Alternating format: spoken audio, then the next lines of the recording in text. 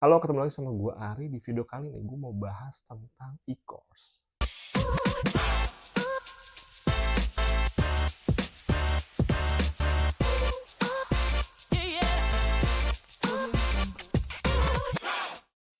Lu pernah belajar di e-course atau mengambil materi online dan lu belajar dari sana apapun itu.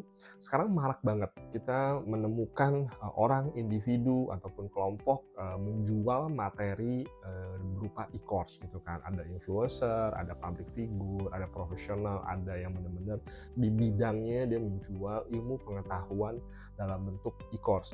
Itu hal yang luar biasa. Gua sendiri pun menjual e-course dan kita jadi banyak banget ilmu, informasi, pengetahuan yang kita bisa dapatkan. Beda sama zaman gua pas early stage banget, itu informasi sangat-sangat limited, terbatas, hanya sekelompok orang dan yang punya akses yang tahu. Tapi sekarang ini publik udah dibombardir dengan semua informasi yang ada. Lu mau belajar apapun, skill set apapun, kayaknya lu bisa temukan dengan sangat-sangat mudah. Dan lu bisa pilih, ada yang berbayar, ada juga yang bahkan gratis gitu. Dan gue barusan beberapa waktu yang lalu dikasih tahu kalau master atau mentor atau sosok yang bagus, expert di bidangnya, berpengalaman dan terbukti, itu ternyata hampir nggak ada atau minim banget yang menjual e-course, menjual materinya. Dan gue cari tahu, ternyata benar top 10 orang terkaya di Indonesia, gue cari tahu, gue menemukan cuma satu doang yang mereka menjual kelas, menjual informasi pengetahuan dalam bentuk entah course, workshop, seminar, kayak gitu. Lainnya gue nggak menemukan mereka ada men-sharingkan informasi, ilmu pengetahuan dan expertnya dia. Mungkin ada dipanggil jadi pembicara di event tertentu, tapi dari dirinya sendiri atau dari personally dia tidak menjual informasi pengetahuan itu. Dan di sisi lain, kita kan sebagai orang yang masih learning, kita butuh dong belajar dari mastery orang-orang yang terbukti ini kan. Tapi sayangnya kelompok orang-orang yang master ini tidak menjual atau tidak men-sharingkan informasi itu secara publik. Jadi gue juga dikasih tahu kalau lu mau belajar mastery, lu mesti belajarnya private. Nggak ada yang informasi yang penting banget itu dijual umum atau di-sharingkan secara gamblang di umum. Lu temukan di YouTube, lu temukan di e-course tertentu, ataupun di TikTok, nggak ada. Lu mesti belajar ketemu dengan orangnya. Nah itulah akhirnya gue mendapatkan sebuah jawaban kenapa konglomerat, orang-orang yang sukses, itu mereka mengajarkannya private. Contoh misalkan konglomerat punya anak, anaknya sukses karena diajarkan secara private dalam keluarga, dalam interaksi keseharian, ataupun dia mengajarkan kepada keluarga ataupun orang-orang yang penting, key person lainnya itu private dan sifatnya adalah day to day ngajarinnya. Enggak, kita belajar materi, teori segala macam udah dilepas, ditinggal. Nanti ada WhatsApp atau sesi konsul dan sebagainya gitu doang. Enggak, tapi benar-benar day by day.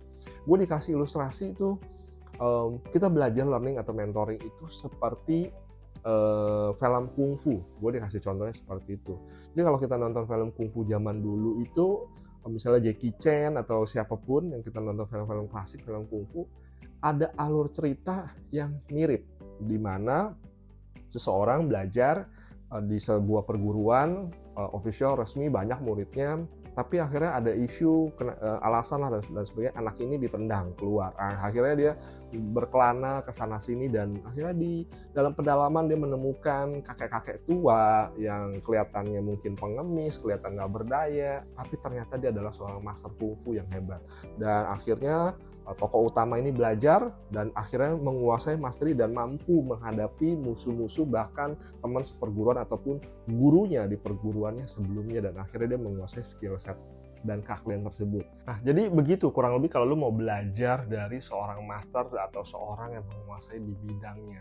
Mereka nggak open for public dan mereka juga nggak menyediakan dirinya untuk mudah diakses ke publik. Jadi lu perlu menemukan, perlu juga mendapatkan akses, meminta izin, dan meminta kesediaan dari yang bersangkutan untuk bisa ngajarin, memberitahu atau mentoring lu. Dan juga cara mereka mengajarin juga nggak sekali, 2 kali, tapi akan day by day. Jadi metode yang paling baik kalau mau menyerap ilmu dari seorang master adalah lu mesti jadi seorang apprentice atau orang yang magang atau orang yang kerja dan ngikut dari master ini day by day.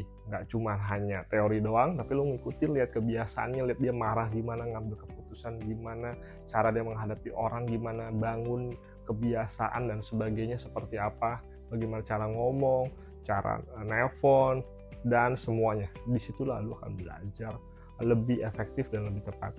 Itu kurang lebih pemahaman dan opini dan apa yang gue mau ceritakan dan sampaikan. Semoga ini bisa menjadi informasi yang bagus buat lu semua. Sampai jumpa di video berikut.